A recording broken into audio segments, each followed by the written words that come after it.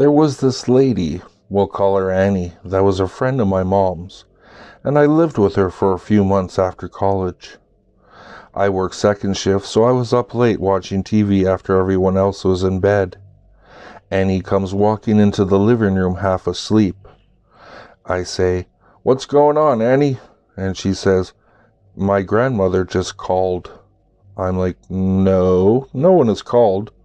She insisted that she had just talked to her grandmother and that her grandmother called to tell her goodbye, and now she wants to call her family to check on her. "Nonsense," I say. "It was just a dream. Don't bother your family in the middle of the night. Go back to bed and call them in the morning." And she goes back to bed. About an hour later, I'm just getting into bed when the phone rings. No shit. And it's her family calling to tell her that her grandmother died about an hour ago. The grandmother was old, but not sick or on death's bed or anything. Annie did not remember any of this the next day, and we never spoke of it.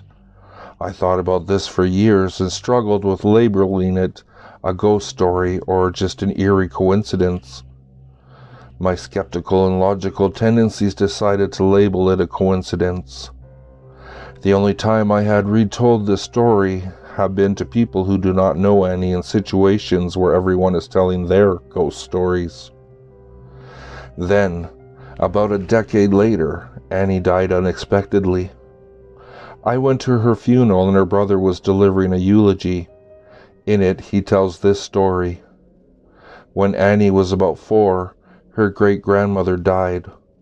All the family was gathered in the house, and someone noticed that little Annie had disappeared. After a brief search, they found her in a bedroom, rolling on the floor, laughing. "What on earth are you laughing about, Annie?" And then little Annie replies, "Great-grandma was tickling me. She came to tell me goodbye."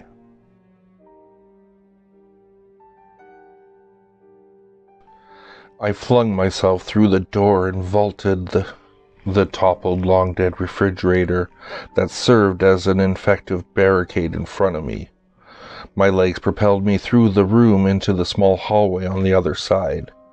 I couldn't stop to eat the expired contents of the fridge, appealing to me despite their stench after several days without food. The shrieks of pain and cries for mercy around me spurred my body onward and filled me with unexpected energy in spite of my hunger. We were at war.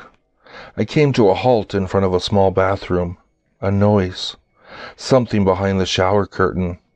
My fear heightened and images of the enemy flooded my mind.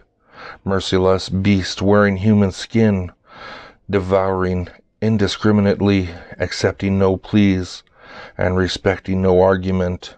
Zombies. It had begun as we expected with a virus. The original infected were almost a cliché. There was no humanity left in them, just mindless rage, twisted bodies, and some primal urge to consume others. Our generation had prepared with almost obsessive focus for this monster. The first wave was eradicated with almost laughable ease. We were not prepared for adaptation. We were not prepared for the creature we bred by destroying the instantly recognizable zombie. A creature with more tact. Most of the first zombies were killed at close range. You understand, since longer range attacks were less likely to be fatal.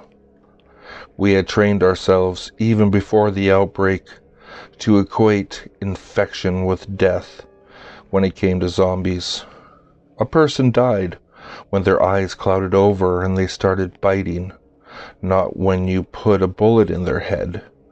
The new strain of the virus still controlled the body, yes, but it left other faculties to the host. Maybe you could pull the trigger on a hopelessly crazed caricature of your best friend, your spouse, your child. But what if there was still a soul behind those eyes? If even as they attacked they sobbed and screamed in their own voice? All the virus needed was a moment's hesitation. I bet you'd hesitate. I did. Which is why now I could only watch as my arm wrenched back the shower curtain and my hands reached for the cowering child. Why I could only beg for forgiveness before the virus used my mouth to tear ragged bloody hunks from his body. Why I couldn't even vomit as my hunger dissipated with the now sickeningly familiar taste of human flesh. We were at war, and I am the enemy.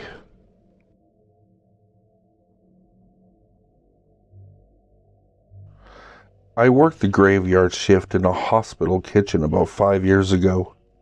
Before the kitchen was renovated a few years prior, our dish room was used to be part of the morgue. While I was training, I'd frequently feel like someone was watching me, especially when I crossed into that part of the hallway. Every time I went into the dish room, something would be moved, turned over, or missing. Assuming it was my coworker, I didn't think anything about it. About a week later, my coworker leaves and I'm left on my own. Every night I would hear carts being moved around, dishes being put away, and silverware rattling. If I would leave for a minute, I'd get back and my radio would be switched to a different station. It got to the point where I was terrified to come to work every night. I called my old coworker and told her what was going on, and she very calmly said, "Oh yeah, I forgot to tell you about George." Apparently George was a nurse medical examiner who had a stroke and died while at work. He was in his 50s, I was told. From then on, everything actually went quite well. I introduced myself to George, asked him to please keep it down as long as I said hi to him as soon as I started work. He didn't seem to want to bother me anymore. It took us a little while to find a radio station we could agree on, but we worked harmoniously after that. When I left the job a year later, I made sure I told the girl that replaced me.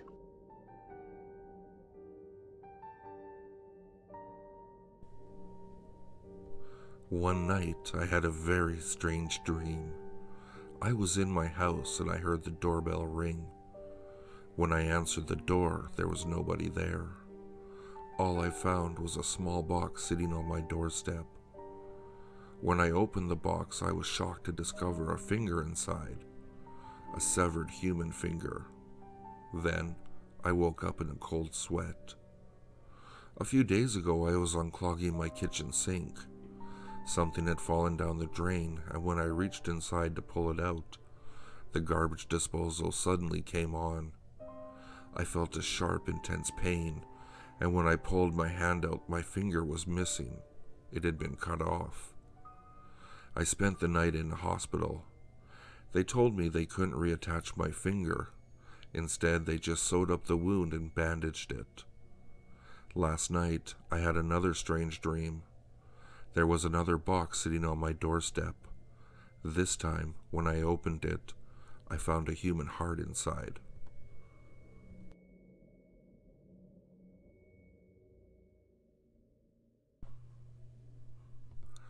I've never really believed in the supernatural, but lately, something very strange has been happening to me. It all started a few weeks ago. I was standing in line at the supermarket and I noticed that the woman on the checkout was staring at me. Her lips were twisted into an eerie smile. I tried to ignore her and paid for my groceries, but that's when it happened. As I was leaving, she said, "Have a nice day." For a moment, I stood there in complete shock. I couldn't believe what had just happened. The second time I noticed it, I was walking down the street. There was a man coming towards me. He was staring directly at me and he was grinning from ear to ear. It was that same eerie smile. As he passed me, he said, "Good morning." I stopped in my tracks and stood there trembling, unable to believe what was going on. Since then, other people have spoken to me. I'm beginning to think I'm losing my mind. I even went to the doctor. He told me it wasn't possible. He said that it couldn't happen, but yet I know it is happening. You may be wondering why I'm so frightened. You may think I'm overreacting, but here's the problem. I shouldn't be able to hear anything at all. You see, ever since I was born, I've been completely deaf.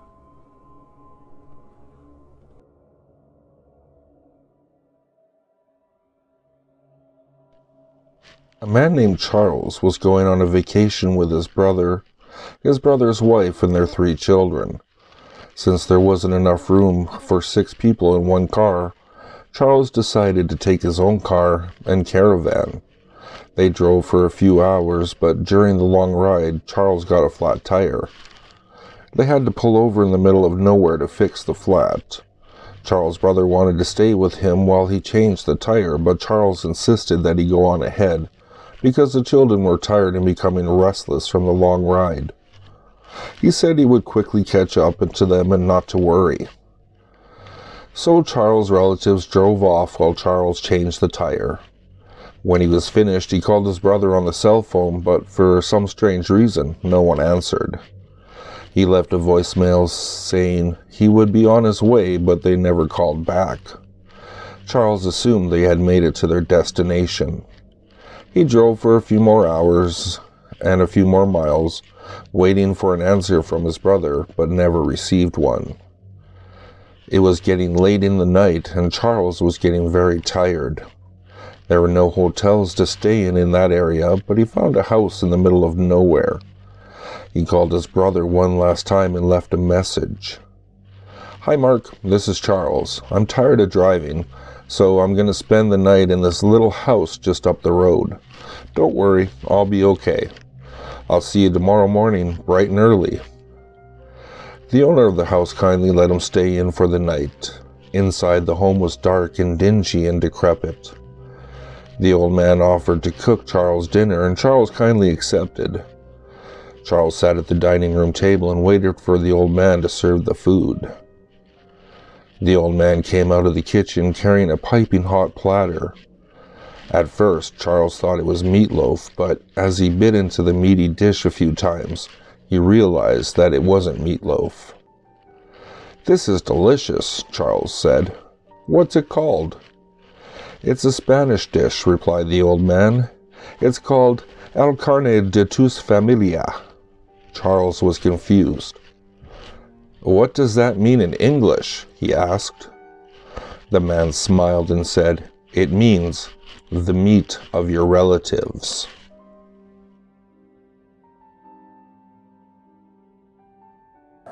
If you like what you heard, please like, subscribe, and share with your friends. If you'd like to, you can follow me at Twitter. The handle is @FuzzyPantaloons, and I'll see you all next time.